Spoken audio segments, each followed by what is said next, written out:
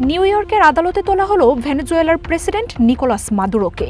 ব্রুকলিনের metropolitan detention center থেকে কঠোর নিরাপত্তায় ম্যানহাটনের ফেডারেল আদালতে নেওয়া হয় তাকে। এ সময় সাথে দেখা গেছে মাদুরোর স্ত্রী সিলিয়া ফ্লোরেসকেও। ডিটেনশন সেন্টার থেকে বেরোনোর পর মাদুরোকে দেখা গেছে খুঁড়িয়ে হাঁটতে। এক পর্যায়ে হাঁটু গেড়ে পড়ে যাওয়ার উপক্রম হলে পাশে থাকা নিরাপত্তারক্ষীদের ওপর ভর দিয়ে উঠে দাঁড়ান তিনি।